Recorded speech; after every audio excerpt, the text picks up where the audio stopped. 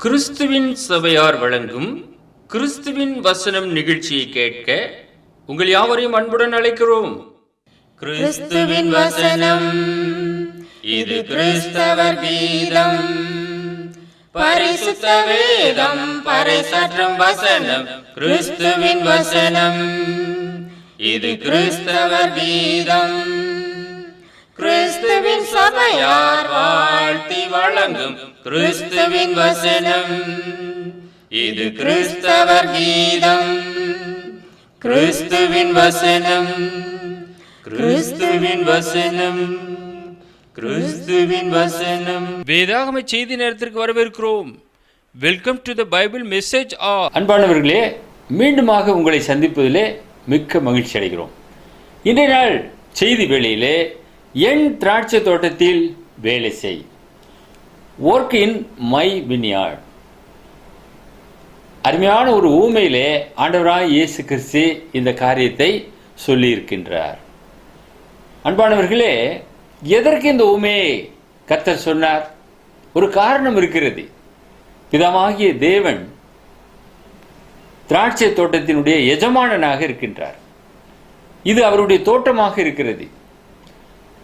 அதிலே நாம் அவருடைய பிள்ளைகளாக இருந்து கொண்டு இந்த வேலைகளை நாம் செய்ய வேண்டும்.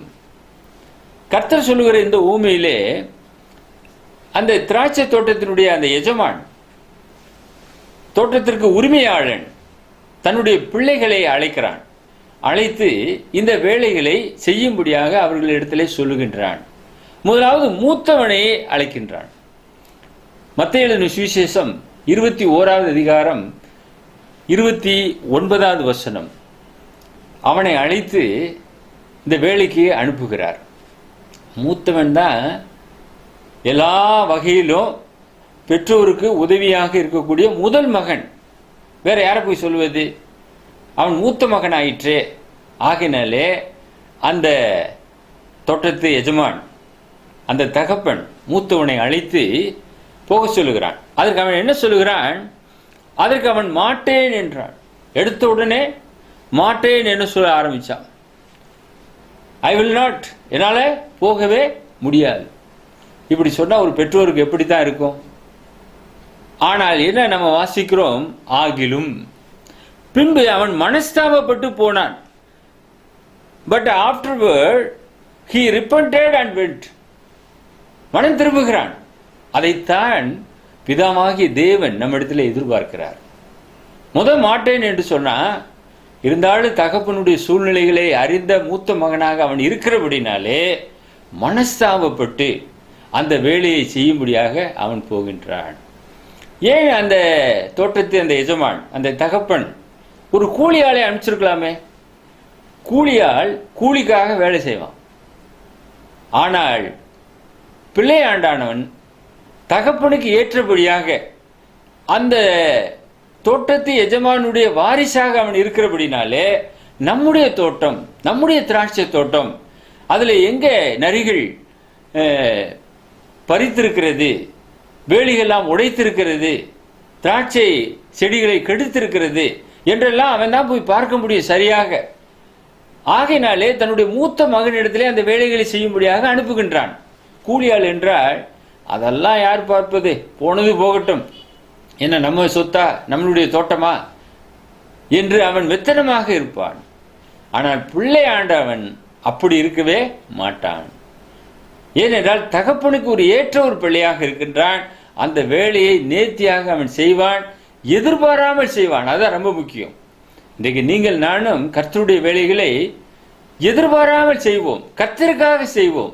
ஆகையினாலே பிதாவாகிய தேவன் நம்மை இயேசு கிறிஸ்துக்குள்ளாக தேர்ந்தெடுத்திருக்கிறார்.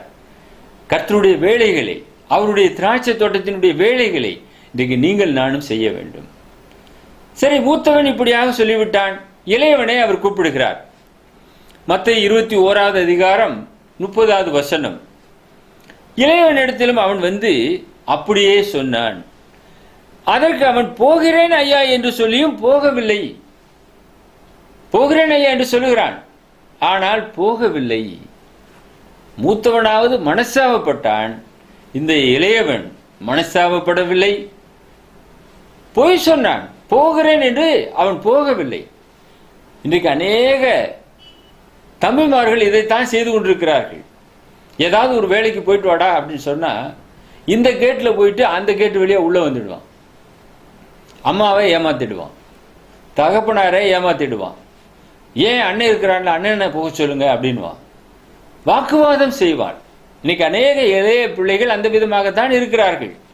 ஆனால் மூத்த பிள்ளைகள் மனஸ்தாபம் கொள்ளுவார்கள். தகப்பனை எப்படியாவது பிரியப்படுத்த வேண்டும் என்பதற்காக அந்த தகப்பனுடைய வேலைகளை செய்யும்படியாக வாஞ்சிப்பார்கள். அதனால பாருங்க, மூத்த பிள்ளைகள் எல்லா வகையிலும் ஆசீர்வதிக்கப்பட்டவர்களாகவே இருக்கின்றார்கள். இளைய பிள்ளைகள் கடைசியாக செல்லமாக வளர்க்கப்படுகிறார்கள். ஆகினாலே சொல் பேச்சு கேட்காமல் போய்விடுகிறார்கள். இந்த இளைய மகனும் அந்த விதமாக தகப்பனிடத்தில் வந்து போகிறேன் ஐயா என்று சொல்லி அவன் திராட்சை தோட்டத்தினுடைய அந்த வேலைக்கு போகவில்லை. இதே போலதான் பிரதான ஆசாரியரும் மூப்பர்களும் தேவனுடைய ராஜ்யத்தை ஏற்கவில்லை என்று நம்முடைய ஆண்டவராக இயேசு கிறிஸ்து சொல்லி இருக்கிறார். இன்றைக்கு இந்த உலகத்திலே கூட சுவிசேஷம் எல்லா இடத்திலும் பிரசங்கிக்கப்பட்டு கொண்டு வருகிறது. பாரம்பரியமாக இருக்கக்கூடியவர்கள் ரட்சிப்பை பற்றி சற்றும் சிந்திக்காமல், நாங்கள் பரம்பரையாக கிறிஸ்தவர்களாக இருக்கிறோமே, எங்களுக்கு என்ன சொல்ல வேண்டும், எங்களுக்கு ஒன்று தேவையில்லை என்று உதாசீனம் செய்து விடுகிறார்கள். இதை போல இயேசுவையும் அவருடைய உபதேசத்தையும் பிரதான ஆசாரியரும் மூப்பவரும் ஏற்கவில்லை. ஆகையினால்தான் இந்த உபதேசத்தைவே அவர்களுக்கு சொன்னார். மத்தேயு 21வது அதிகாரம் 31, 32 வசனங்களிலே இவ்விருவரில் எவன் தகப்பனுடைய சித்தத்தின்படி செய்தவன் என்று கேட்டார்.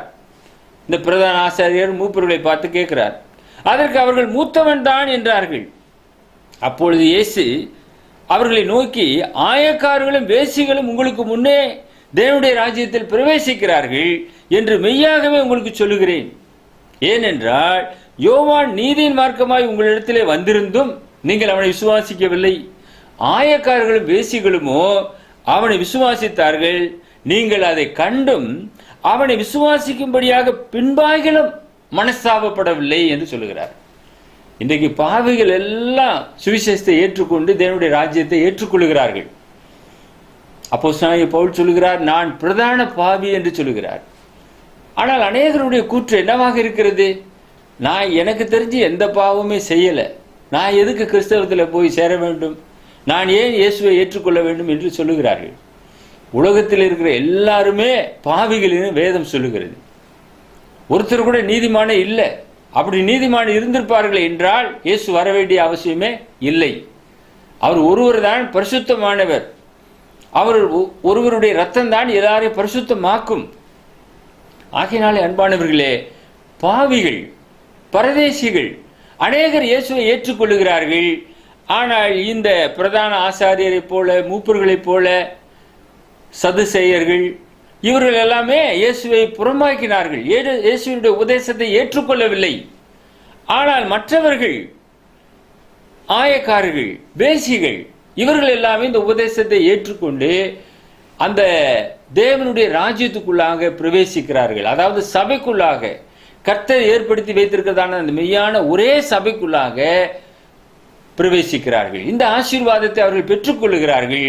பாரம்பரியமாக யெகோவா தேவனை ஆராதித்துக் கொண்டு வருகிற இந்த பிரதான ஆசாரியர்கள், மூப்பர்களும் அவருடைய உபதேசத்தை புறம்பாக்கினார்கள். இளைய மகனை போல புறம்பாக்கி போட்டார்கள். அந்த வேலையை செய்யவில்லை. அதற்குத்தான் இந்த ஒரு உபதேசத்தை ஆண்டவராய் இயேசு கிறிஸ்து சொன்னார். எனக்கு அன்பானவர்களே, சகோதரனே, சகோதரியே, இந்த உபதேசத்தை நீங்கள் எப்படி புரிந்து கொண்டீர்கள்? நீங்கள் அந்த மூத்த மகனை போல ஏற்றுக்கொண்டு திராட்சை தோட்ட வேலை செய்ய ஆயத்தமாக இருக்கின்றீர்களா? பிதாவாகிய தேவன் உங்களை தெரிந்தெடுத்திருக்கின்றார். உங்களை தன்னுடைய மகனாக தேர்ந்தெடுத்து அந்த வேலையை உங்களிடத்தில் கொடுத்திருக்கிறார். அது நம்முடைய வேலையாக இருக்கிறது. நாம் அதை செய்ய வேண்டும். தேவனுடைய ராஜ்யத்தை நாம் ஏற்றுக்கொள்ள வேண்டும். ராஜ்யத்தினுடைய சுவிசேஷ பணிகளை நாம் செய்ய வேண்டும். அதிலே நாம் அங்கங்களாக இருக்க வேண்டும். கிறிஸ்துக்கு ஒரே ஒரு சரீரம். அந்த சரீரத்தில் அநேக அவயவங்கள் இருக்கிறது. அந்த அவயவத்தில் ஒரு அவயவமாக நீங்கள் இருந்து கொண்டு அந்த ராஜ்யத்தின் சுவிசேஷ வேலையை செய்ய வேண்டும். நான் ஒரு விசுவாசி, என்னிடத்தில் பண வசதிகள் இல்லை, எனக்கு ஒரு ஞானம் இல்லை, கல்வி அறிவு இல்லை, நான் எல்லா வகையிலும் தள்ளுண்டவனாக இருக்கிறேன், நான் எப்படி இந்த வேலையை செய்ய வேண்டும் என்று சொல்லாதே. உன்னை பலப்படுத்துகிறவர் நம்முடைய தேவனாகிய கர்த்தர். அவர் உன்னை ஆசீர்வதிக்க சித்தமாக இருக்கின்றார். ஒன்றுமே இல்லாமைகளிலிருந்து உருவாக்குகிற தேவன் உன்னை அழைக்கிறார். ஆகையினாலே மூத்தவனை போல கர்த்தருடைய சுவிசேஷ வேலையை செய்யும்படியாக உங்களை ஒப்புக்கொடுங்கள். இயேசுவை பின்பற்றின ஒரு 3 நபர்களை குறித்து நம்ம படிக்கின்றோம். லூக்கா எழுதின சுவிசேஷம் 9வது அதிகாரம் 57 62 வசனங்கள். முதலாவது நபர் என்ன சொல்கிறார்? நீர் எங்கே போனாலும் நான் உம்மை பின்பற்றுவேன் என்று சொல்லுகிறார். லூக்கா 9வது அதிகாரம் 57 58. அவர்கள் வழியிலே போகையில் ஒருவன் அவரை நோக்கி, ஆண்டவரே, நீர் எங்கே போனாலும் உம்மை பின்பற்றி வருவேன் என்றான். அதற்கு இயேசு என்ன சொன்னார்? நரிகளுக்கு குழிகளும் ஆகாயத்து பறவைகளுக்கு கூடுகளும் உண்டு, மனுஷகுமாரனுக்கோ தலைசாய்க்கு இடமில்லை என்றார். ஏன் இந்த வார்த்தையை அவனோடு கூட பகிர்ந்து கொண்டார்? அவன் ஒருவேளை நினைச்சிருக்கலாம், எங்கே போனாலும் உம்மை பின்பற்றி வருவேன் என்று சொல்லுகிறானே, நிறைய நல்ல வசதி வாய்ப்போட வாழலாம் என்று அவன் நினைத்திருக்கலாம். ஆனால் இயேசு இந்த உலகத்துக்கு வந்ததனுடைய நோக்கத்தை வெளிப்படுத்தத்தக்கதாக எல்லாவற்றிற்கும் தங்கக்கூடிய இடங்கள் இருக்கிறது, ஆனால் மனுஷகுமாரனுக்கோ தலைசாய்க்கு இடமில்லை. அன்பானவர்களே, இயேசுவினுடைய ராஜ்யம் மிகப்பெரிய ராஜ்யம். ஆனால் இயேசுவுக்கு எருசலேமிலே ஒரு அரண்மனை இல்லை. அவருக்காக பணி செய்த சீடர்கள் அதிகமாக இருந்தார்கள். ஆனால் அவர்களிடத்திலே ஆயுதங்கள் இல்லை, தேவனுடைய வசனம்தான் இருந்தது. உலகமெங்கும் அவர்கள் சுவிசேஷம் செல்லும்படியாக சொல்லப்பட்டார்கள். ஆனால் ஒருவருக்கு கூட சொந்த வாகனம் இல்லை. ஆனால் உலகமெங்கும் சென்று சுவிசேஷம் சொன்னார்கள். எத்தனை அற்புதமான காரியம்! இயேசுவை பின்பற்றினால் அவர் எப்படி இருந்தாரோ அதே போல நீங்களே நான் இருக்க வேண்டும். அதான் உண்மை. அது கிடைக்கும், இது கிடைக்கும், அதை கொடுத்தார், இதை கொடுத்தார் என்று அநேகர் சொல்லுகிறார்கள். எனக்கு அன்பானவர்களே, இயேசு மிகவும் எளிமையாக வந்தார், தன்னைத்தானே தாழ்த்தினார். ஆனால் இந்த வானம் பூமி எல்லாமே அவருக்கு சொந்தமானது. அவர் சொல்ல எல்லாமே இயங்குகிறது. அப்படிப்பட்ட ஆண்டவராய் இயேசு கிறிஸ்து மிகவும் எளிமையாக வாழ்ந்தார். அவருக்கு தலை சாய்க்க கூட இடம் இல்லை. ஒலிவ மலையிலே தங்கி வந்தார், சந்தை வெளியிலே பிரசங்கம் செய்தார், கடற்கரை ஓரங்களிலே சென்று அநேகரை சந்தித்து சுவிசேஷம் சொன்னார். எவ்வளவோ பேருக்கு அவர் இரக்கம் செய்கிறவராக இருந்தார். இதுதான் உண்மை பிரியமானவர்களே. அவருக்காக ஒரு வாகனம் கொடுத்தார்கள், கழுதை குட்டியை கொடுத்தார்கள், அதன் மேலே அவர் ஏறி பயணம் செய்தார். எனக்கு அன்பானவர்களே, எத்தனை அற்புதமான காரியம்! அவருக்காக கல்லறை கொடுக்கப்பட்டது. அவர் சொந்த கல்லறை ஒன்று வெட்டி வைக்கவில்லை. யோசேப்பு தன்னுடைய சொந்த கல்லறை அவருக்காக கொடுத்தான். இதுதான் வேதாகமும் பேசுகிறது. அப்படிப்பட்ட ஆண்டவராய் இயேசு கிறிஸ்துவை நீங்கள் நானும் எப்படி பற்றி கொண்டவர்களாக இருக்கிறோம்? இந்த மனிதனைப் போல நீர் எங்கே போனாலும் உம்மை பின்பற்றி வருவேன் என்று நாம் சொல்லக்கூடியவர்களாக இருக்கின்றோமா? ஆனால் அவன் இந்த வார்த்தைகளை கேட்டு அவன் என்ன செய்தான்? சோர்ந்து போயிருப்பான், பின்னிட்டு போயிருப்பான். இரண்டாவது நபர் லூக்கா 9:59 வசனங்கள். வேறு ஒருவனை அவர் நோக்கி, என்னை பின்பற்றி வா என்றார். அதற்கு அவன், ஆண்டவரே, முன்பு நான் போய் என் தகப்பனை அடக்கம் பண்ண எனக்கு உத்தரவு கொடுக்க வேண்டும் என்றான். என் தகப்பனை நானே அடக்கம் செய்யணும், எனக்கு உத்தரவு கொடுங்க. இந்த மனிதனை இயேசு அழைக்கிறார், என்னை பின்பற்றி வா என்று சொல்லுகிறார்.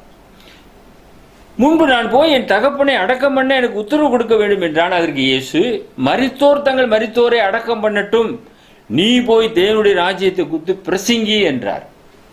தகப்பனை அடக்கம் பண்ணுவது என்பது ஒரு மகனுக்கே உரிய ஒரு செயல். அந்த தகப்பன் அதை தான் எதிர்பார்ப்பார். எந்த ஒரு தகப்பனுமே என்னை அடக்கம் செய்வதற்கு எனக்கு மகன் இருக்கிறான் என்று அந்த தகப்பன் சொல்லுவார். ஆனால் இயேசு என்ன சொல்லுகிறார்? மரித்தோரை அடக்கம் பண்ணட்டும், நீ போய் தேவனுடைய ராஜ்யத்தை குறித்து பிரசங்கி. ஏன்? ஒரு தகப்பன் தான் மரித்திருப்பார். நூற்றுக்கணக்கான தகப்பன்மார்கள் அநேகர் மரித்து கொண்டிருக்கிறார்கள் பாவத்திலே. அவர்களுக்கு சுவிசேஷம் அறிவிக்க வேண்டும். ஆகினாலே அவர்களை பாவத்திலிருந்து மீட்க வேண்டும் என்றால் அவர்களுக்கு முதலால் சுவிசேஷம் சொல்ல வேண்டும். இந்த ராஜ்யத்தின் செய்தி அவர்களுக்கு போய் சேர வேண்டும். அப்ப இதை காட்டிலும் அதுதான் பெரியதாக இருக்கிறது, இதை நீ செய் என்று சொன்னார். எத்தனை பேர் இந்த வார்த்தையை ஏற்றுக்கொள்வார்கள்? எத்தனை பேர் அதற்கு ஒப்பு கொடுப்பார்கள்? இன்னைக்கு நிறைய பேர் கர்த்தருக்காக தங்களை குடும்பமாக அர்ப்பணம் செய்கிறார்கள். வெகு தூரத்தில் இருக்கிறார்கள். தகப்பன் மரித்தால் கூட அடக்கம் செய்ததுக்கு அப்புறமாக போய் பார்க்கக்கூடிய அநேக ஊழியக்காரர்கள் இருக்கிறார்கள்.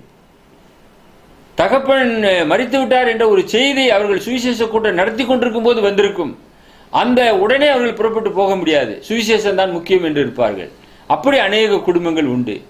இன்றைக்கு நீங்கள் நானும் எப்படி இருக்கின்றோம் சற்று நீங்கள் யோசித்து பாருங்கள். மூன்றாவது நபர் லூக்கா 9வது அதிகாரம் 61லிருந்து 62. பின்பு வேறொருவன் அவரை நோக்கி, ஆண்டவரே, உம்மை பின்பற்றுவேன், ஆகிலும் முன்பு நான் போய் வீட்டில் இருக்கிற இடத்திலே அனுப்புவித்து வரும்படி எனக்கு உத்தரவு கொடுக்க வேண்டும் என்றான். அதற்கு இயேசு, கலப்பையின் மேல் தன் கையை வைத்து பின்னிட்டு பார்க்கிற எவனும் தேவனுடைய ராஜ்யத்திற்கு தகுதி உள்ளவன் அல்ல என்று சொல்லுகிறார். பார்த்தீர்களா? ஒரு தகுதி இருக்கிறது. ராஜ்யத்தின் சுவிசேஷம் அவ்வளவு சிறப்பான ஒரு வேலை. அந்த வேலையை நாம் ஏற்றுக்கொண்டோம் என்றால் பின்னிட்டு பார்க்க கூடாது. லோத்தினுடைய மனைவி பின்னிட்டு பார்த்து உப்பு தூணாக மாறிவிட்டாள். பின்னிட்டு பாராமல் ஓடின லோத்து காக்கப்பட்டான். எனக்கு அன்பான சகோதரனே, சகோதரியே, இயேசு அதைத்தான் சொல்லுகிறார். கலப்பையின் மேலே கை வைச்சாச்சு, இவ்வளவு தூரம் இந்த வேலைகளை நாம் செய்ய வேண்டுமா என்று நாம் பார்த்தோம் என்றால் உழவு செய்ய முடியாது. ஆக உழுகிறவன் பின்னிட்டு பாராமல் உழ வேண்டும், அப்போதான் வேலை முடியும். ஆக தேவனுடைய ராஜ்யத்தை ஏற்றுக்கொண்டோம் என்றால் அந்த ராஜ்யத்தின் சுவிசேஷ வேலை தான் நமக்கு முக்கியம் என்ற ஒரு கருத்தோடு கூட இருக்க வேண்டும். இந்த 3 நபர்களிலே யார் தேவனுடைய திருச்சித்தத்துக்கு தன்னை அர்ப்பணம் செய்தார்? ஒருவருமே இல்லை என்று பார்க்கிறோம். இன்றைக்கும் அநேகர் அப்படித்தான் போய்கொண்டிருக்கிறார்கள். உலக கவலை, வீட்டு கவலை, தகப்பனை அடக்கம் பண்ண வேண்டும், ஏதாவது கிடைக்கும் என்ற எதிர்பார்ப்பு. ஐயோ, இவ்வளவு வேலை செய்வதா, என்னாலே முடியாது. எனக்கு அன்பானவர்களே, அப்படிப்பட்டவர்கள் தகுதி அற்றவர்கள் என்று அங்கே இயேசு சொல்லியிருக்கிறார். அவருக்கு தகுதியானவர்கள் மூத்த மகனை போல உடனே மனஸ்தாபம் கடந்து சென்றான் அந்த வேலைக்கு. இதை நான் தான் செய்தாக வேண்டும். நமக்குள்ளாக அந்த ஒரு உற்சாகம் வேண்டும் அன்பானவர்களே. இந்த வேலையை நான் தான் செய்ய வேண்டும். ஞாயிற்றுக்கிழமை சபை ஆராதனைக்கு கடந்து செல்ல வேண்டும். சபையெல்லாம் சரிவர ஒழுங்காக இல்லாமல் இருக்கிறது. அங்கு உள்ள சேர்ஸ், அங்கு உள்ள பாய், இவைகள் எல்லாமே ஒழுங்காக போடப்படவில்லை. நான் ஒரு ½ அன் ஹவருக்கு முன்னாடியே சென்று இவைகளெல்லாம் நான் ஒழுங்குபடுத்துவேன். அங்கு உள்ள ஜன்னல் டோர் இவைகளெல்லாம் நான் நல்லா துடைப்பேன். பலவிதமான வேலைகள் இருக்கிறது. முதல் நாளே நாம் ஆயத்த பணியிலே நாம் ஈடுபடலாம், விசுவாசிகளை சந்திக்கலாம், நாளை வரும்படியாக அவர்களை உற்சாகப்படுத்தலாம். எனக்கு என்ன வேலை இருக்கிறது என்று யாரும் சொல்லாதிருங்கள். நிறைய வேலைகள் இருக்கிறது, அவருடைய ராஜ்யத்தின் சுவிசேஷ வேலைகள். ஏதாவது ஒரு வேலைகளை நீங்கள் செய்யுங்கள். மூன்றாவது, தேவனுடைய ராஜ்யத்தில் பிரவேசிப்பதற்கு தகுதி என்ன? ஒன்று, விசுவாசம் வேண்டும். அப்போஸ்தலர் நடவடிக்கைகள் 2:12 வாசிக்கிறோம். தேவனுடைய ராஜ்யத்துக்கும் இயேசு கிறிஸ்துவினுடைய நாமத்துக்கும் ஏற்றவைகளை குறித்து பிலிப்பு பிரசங்கித்ததை அவர்கள் விசுவாசித்த போது புருஷரும் ஸ்திரீகளும் ஞானஸ்நானம் பெற்றார்கள். அப்ப ஞானஸ்நானம் பெற்றுக்கொண்டார்கள். யார்? சிறு பிள்ளைகள் அல்ல, புருஷர், ஸ்திரீகள், நல்ல ஒரு யுத்த வீரர்கள், நல்ல ஒரு வயது இருக்கக்கூடியவர்கள் விசுவாசித்து ஞானஸ்நானம் பெற்றார்கள். ஆக விசுவாசம் வேண்டும். இடரல் அடையாதிருக்க வேண்டும். சுவிசேஷத்தை குறித்து மத்தேயு 15:12 வாசிக்கிறோம். அப்பொழுது அவருடைய சீஷர்கள் அவரிடத்தில் வந்து, பரிசேயர் இந்த வசனத்தை கேட்டு இடரல் அடைந்தார்கள் என்று அறிவீர்களா? பரிசேயர் இடரல் அடையக்கூடியவர்கள் தான். வசனத்தை அவர்கள் ஏற்றுக்கொள்ளவில்லை. அநேக சமயத்தில் அவர்கள் இடறி போனார்கள். இதை சீஷர்கள் இயேசுவின் இடத்திலே சொன்னார்கள். எனக்கு அன்பானவர்களே, இடரல் அடைகிறவர்களுக்கு ஐயோ! ஏனென்றால் நாம் இடரல் அடையக்கூடாது. இது கர்த்தருடைய வசனம். அது எப்பேற்பட்ட வசனமாக இருந்தாலும் சரி, அதை நாம் ஏற்றுக்கொண்டே ஆக வேண்டும். நமக்கு சுகமாகணும் வியாதியிலிருந்து. நாம் சாப்பிடக்கூடிய மருந்து மாத்திரைகள் கசப்பாக இருக்கிறது, சாப்பிடவே முடியல. ஆனால் வியாதியிலிருந்து விடுதலை அடைய வேண்டும் என்றால் அந்த கசப்பான மாத்திரைகளை நாம் உட்கொண்டே ஆக வேண்டும். அதை போலதான் பாவத்திலிருந்து நாம் விடுதலை அடைய வேண்டும் என்றால் கர்த்தருடைய வசனத்தை நாம் ஏற்றுக்கொண்டே ஆக வேண்டும். இது எனக்கு கடினம் என்று சொல்லாதிருங்கள்.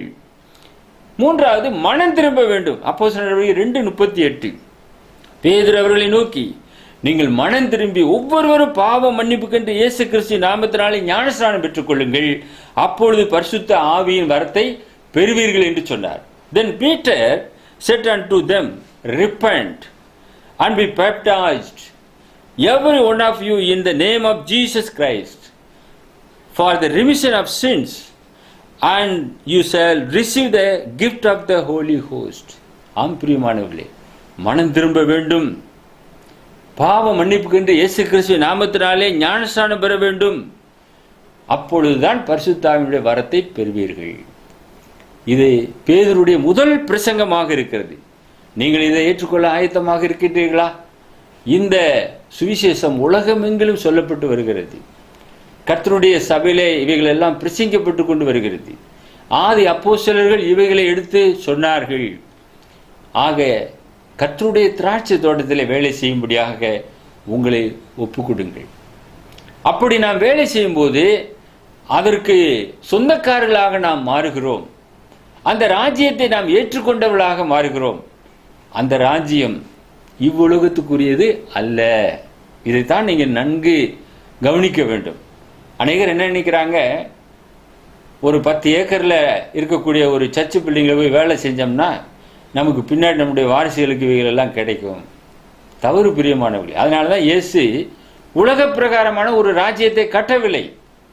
எருசலேமில் அவருக்கு சர்ச்சு பில்டிங்கும் கிடையாது, அவருக்கு சொந்த வீடும் கிடையாது, அவருக்கு அரண்மனையும் கிடையாது. அதுதான் அவருடைய ராஜ்யம், ஆவிக்குரிய ராஜ்யம். அந்த ராஜ்யத்திலே நீங்கள் நான் அங்கத்தினர்களாக இருக்கிறோம். ஆகையினாலே என் ராஜ்யம் இவ்வுலகத்துக்குரியது அல்ல என்று சொன்னார். நமக்கு பரலோகத்திலே வீடு வாசல் இருக்கிறது. பரலோகத்தில் உங்களுடைய பொக்கிஷங்களை சேர்த்து வையுங்கள் என்று சொல்லியிருக்கிறார். அப்படி இருக்கும்போது அந்த ராஜ்யத்தை தேடுங்கள். அந்த ராஜ்யம்தான் நித்தியமான ராஜ்யம், நிலையான ராஜ்யம், ஆவிக்குரிய ராஜ்யம். அதைத்தான் இயேசு கட்டினார். அதைத்தான் இங்க வசனங்களிலே பிரசங்கிக்கப்பட்டது. அப்போஸ்தலர்களும் அதை புரிந்து கொண்டார்கள். அவர்கள் தங்களுக்காக வாழவில்லை, ஆண்டவராய் இயேசு கிறிஸ்துவுக்காக வாழ்ந்தார்கள். இந்த ராஜ்யத்தின் சுவிசேஷத்தை உலகமெங்கிலும் எடுத்து சென்றார்கள். பாருங்கள், தோமா நம்ம இந்திய தேசத்துக்கு வந்திருக்கிறார், தமிழ்நாட்டுக்கு வந்திருக்கிறார். அவராலே அன்றைய நாட்களிலே சுவிசேஷம் அறிவிக்கப்பட்டது. முதல் நூற்றாண்டிலே கர்த்தருடைய சபை உலக அளவிலே பரம்ப ஆரம்பித்தது. அந்த ராஜ்யத்தின் சுவிசேஷத்தை அப்படியே ஏற்றுக்கொண்டார்கள், ரட்சிக்கப்பட்டார்கள், கர்த்தராலே சபையிலே சேர்க்கப்பட்டார்கள். அன்றைய நாட்களிலே ஆரம்பிக்கப்பட்ட சபை இன்று வரை நிலைத்திருக்கிறது. எனக்கு அன்பான சகோதரனே, சகோதரியே, இந்த ராஜ்யத்தின் சுவிசேஷத்தை நீ ஏற்றுக்கொண்டு பிதாவாகிய தேவன் ஏற்படுத்தியிருக்கிறதான அந்த திராட்சை தோட்டத்திலே நீ வேலை செய். நீங்கள் நானும் திராட்சை தோட்டத்திலே இருக்கக்கூடிய அந்த செடிகளிலே நிலைத்திருக்கக்கூடிய கொடிகளாக இருக்கிறோம். இயேசு சொல்லுகிறார், நானே மெய்யான திராட்சை செடி, நீங்கள் எல்லாம் கொடிகள், என்னிலே நிலைத்திருங்கள், நானும் உங்களிலே நிலைத்திருப்பேன் என்று சொல்லுகிறார். அவரிலே நாம் நிலைத்திருந்து அவருக்கேற்றபடியாக கனிகளை கொடுக்க வேண்டும். அப்பொழுது பிதாவாகிய தேவன் அந்த செடியிலே நிலைத்திருக்கவும் ஏற்ற நேரத்திலே கனிகளை கொடுக்கவும் அதற்கு குத்தி எருப்போடுவார். மிக சிறப்பான ஒரு கிறிஸ்தவர்களாக நாம் வாழ முடியும். நீங்கள் உங்களுடைய ஆவி, ஆத்மா, சரீரத்தை இந்த விதமான சிந்தையோடு ஒப்பு கொடுத்தவர்களாக இருக்கின்றீர்களா? அப்படி ஒப்பு கொடுக்காவிட்டால் இன்றைய அருமையான தருணம், இந்த நாளை நீங்கள் விட்டு விடாதிருங்கள். இந்த நாளிலே இந்த சத்தியத்தின்படியாக உங்களை ஒப்பு கொடுங்கள். திராட்சை தோட்டத்திற்கு வேலை செய்யக்கூடிய ஒரு மூத்த மகனாக உங்களை அர்ப்பணம் செய்யுங்கள். இறை மகன் சொன்னதை போல போகிறேன் ஐயா என்று சொல்லி அவன் போகவில்லை. அதை போல ஒருவேளை சாக்கு போக்கான காரியங்களை சொல்வீர்கள் என்றால் நாம் தேவனுடைய சமூகத்திலே ஆசீர்வாதங்களை இழந்த மாறிவிடுவோம். கேள்வி, பிதாவின் திராட்சை தோட்டத்தில் உள்ள நாம் எப்படி இருக்க வேண்டும்? யோவான் 15:1-2, நான் மெய்யான திராட்சை செடி, என் பிதா திராட்சை தோட்டக்காரர். என்னில் கனி கொடாதிருக்கிற கொடி எதுவோ அதை அவர் அறுத்து போடுகிறார். கனி கொடுக்கிற கொடி எதுவோ அது அதிக கனிகளை கொடுக்கும்படியாக அதை சுத்தம் பண்ணுகிறார். நீங்கள் அதிக கனிகளை கொடுக்கத்தக்கதாக அவரிலே நிலைத்திருங்கள். நாங்கள் உங்களுக்காக ஜெபம் செய்கிறோம். எங்களை நேசித்து வழி நடத்துகிற எங்கள் பரலோகத்தின் பிதாவே, நாங்கள் உம்மை துதிக்கிறோம், ஸ்தோத்திரிக்கிறோம். இதோ உம்முடைய திராட்சை தோட்டத்திலே வேலை செய்யத்தக்கதாக உம்முடைய பிள்ளைகளாக எங்களை நீர் தெரிந்து கொடுத்த தயவிற்காக ஸ்தோத்திரம் தகப்பனே. அதை நாங்கள் ஏற்றுக்கொண்டு அதில் நாங்கள் வேலை செய்து அதில் வரக்கூடிய ஆசீர்வாதத்தோடு ஆவிக்குரிய வளர்ச்சி அடையத்தக்கதாக எங்கள் ஒவ்வொருவரையும் கர்த்தர் ஆசீர்வதித்து உம்முடைய சத்திய வசனத்துக்கு நேராக வழிநடத்தி செல்ல வேண்டுமா நாங்கள் அர்ப்பணம் செய்கிறோம். இந்த நிகழ்ச்சியை கேட்டுக்கொண்டிருக்கிறதான திருச்சபையை சார்ந்த அருமையான சகோதரிகளுக்காக நாங்கள் விசேஷமாக நாங்கள் ஜெபிக்கிறோம். இதுவரை அவர்கள் ஒரு வேலையை பார்க்காத ஒரு நபராக இருந்திருப்பார்கள் என்றால் இன்றைய நாள் முதலாக சபையில் ஏதாவது ஒரு பணியை செய்து சபையை கட்டத்தக்கதாக அவர்களுக்கு ஆலோசனை கர்த்தராக இருந்து வழிநடத்திட வேண்டுமா நாங்கள் ஜெபிக்கிறோம். பார்த்த நேயர்கள், குடும்பத்தார் யாவரையும் கர்த்தர் ஆசீர்வதித்து உம்முடைய திருச்சித்தத்துக்கு நேராக எங்கள் யாவரையும் வழிநடத்திட வேண்டுமாய் எங்கள் அன்பின் ஆண்டவர் இயேசுவின் மூலமாக இந்த ஜெபத்தை தாழ்மையோடு ஏறெடுக்கிறோம் எங்கள் பரலோகத்தின் பிதாவே, ஆமேன். அன்பானவர்களே, கிறிஸ்துவின் வசனம் என்ற மாத இதழ் எங்களிடம் இருக்கிறது. இவைகள் தேவைப்பட்டால் எங்களோடு கூட தொடர்பு கொள்ளுங்கள். 9443558041 என்ற மொபைல் எண்ணுக்கு உங்களுடைய முகவரிகளை SMS மூலமாக அனுப்பி கொடுப்பீர்கள் என்றால் இந்த மாத இதழை ஒவ்வொரு மாதமும் நாங்கள் உங்களுடைய இல்லத்திற்கு அனுப்பி கொடுப்போம். தேவனிடத்திற்கு செல்லும் வழியை மனிதன் கண்டுபிடிக்க முடியுமா? Can man find the way to God என்ற ஒரு புத்தகமானது இருக்கிறது. இந்த புத்தகம் தேவைப்பட்டால் எங்களோடு கூட தொடர்பு கொள்ளுங்கள். இந்த புத்தகத்தை நம்முடைய அன்பின் சகோதரி பெட்டி அவர்கள் எழுதியிருக்கிறார்கள். இந்த புத்தகம் உங்களுடைய இல்லங்களிலே இருக்க வேண்டிய ஒரு புத்தகம். இந்த புத்தகம் தேவைப்பட்டாலும் எங்களோடு கூட தொடர்பு கொள்ளுங்கள். இந்த புத்தகத்தை நாங்கள் உங்களுக்கு அனுப்பி கொடுக்க ஆவலாக இருக்கின்றோம். அது மாத்திரமல்ல, DVD உங்களுக்கு தேவைப்பட்டால், CD வானொலியிலே வந்த தேவ செய்திகள், தொலைக்காட்சியிலே வந்த தேவ செய்திகள் அடங்கிய CD DVDக்கள் இருக்கிறது. இவைகள் வேண்டுமென்றால் ரூபாய் 100 செலுத்தி நீங்கள் இவைகளை பெற்றுக்கொள்ளலாம். அது மாத்திரமல்ல, கிறிஸ்துவின் வசனம் என்ற 4 அருமையான வால்யூம் புத்தகங்கள் எங்களிடத்தில் இருக்கிறது. இந்த புத்தகங்கள் உங்களுக்கு வேண்டுமென்றால் எங்களோடு கூட தொடர்பு கொள்ளுங்கள். ஒவ்வொரு புத்தகத்திலும் 52 டாபிக் பிரசங்கங்கள் இருக்கிறது, தேவ செய்திகள். அவைகளை எல்லாம் நீங்கள் வாசித்து ஆவிக்குரிய வளர்ச்சியை நீங்கள் பெற்றுக்கொள்ளலாம். தேவ செய்திகள் அடங்கிய இந்த புத்தகம் உங்கள் வீட்டில் இருக்க வேண்டிய ஒரு புத்தகம். மிகவும் அழகாக நேர்த்தியாக அச்சிடப்பட்ட புத்தகம். இந்த புத்தகத்தை பெற்றுக்கொள்ள இன்றே எங்களோடு கூட தொடர்பு கொள்ளுங்கள். 9443558041 என்ற மொபைல் எண்ணுக்கு உங்களுடைய முகவரிகளை SMS மூலமாக அனுப்பி தாருங்கள், அல்லது கடிதத்தின் மூலமாக எங்களுக்கு எழுதி தெரியப்படுத்துங்கள். The word of Christ, post box number 5, Batlagundu 624202, south India என்ற முகவரிக்கு நீங்கள் எழுதி அனுப்புவீர்கள் என்றால் நாங்கள் உடனே உங்களுடைய முகவரிக்கு இந்த புத்தகங்கள், மாத இதழ், இன்னும் ஆவிக்குரிய புத்தகங்கள் எல்லாவற்றையும் நாங்கள் அனுப்பி கொடுப்போம். கர்த்தர் உங்களையும் உங்கள் குடும்பத்தையும் ஆசீர்வதிக்கத்தக்கதாக உங்களுக்காக நாங்கள் பாரத்தோடு ஜெபம் செய்கிறோம். கர்த்தருடைய ஆசீர்வாதம் உங்களோடு கூட இருப்பதாக. ஆமென். இந்நிகழ்ச்சியினை ஒவ்வொரு வாரமும் இதே நேரத்தில் பார்த்து சத்தியத்தை அறிந்து கொள்ளுங்கள். எங்கள் முகவரி தி வேர்ட் ஆஃப் கிரைஸ்ட், தபால்பட்டி எண் 5, வத்தலக்குண்டு 624202, திண்டுக்கல் மாவட்டம், தமிழ்நாடு, இந்தியா. அவர் phone number 04543263278, mobile number 9443558041, email address arjunandglory@gmail.com. Arjun Glory தம்பதியரை சந்தித்து ஆவிக்குரிய ஆலோசனை பெற விரும்புகிறவர்கள் ஒவ்வொரு மாதமும் 2வது ஞாயிற்றுக்கிழமை காலை 9 மணி முதல் மாலை 8 மணி வரை நேரடியாக சந்தித்து ஆவிக்குரிய ஆசீர்வாதங்களை பெற்றுக்கொள்ளலாம். அனுமதி முற்றிலும் இலவசம். மீண்டும் அடுத்த நிகழ்ச்சியில் உங்களை சந்திக்கும் வரை கிறிஸ்துவின் வசனம் உங்களுக்குள்ளே பரிபூர்ணமாக வாசமாயிருப்பதாக.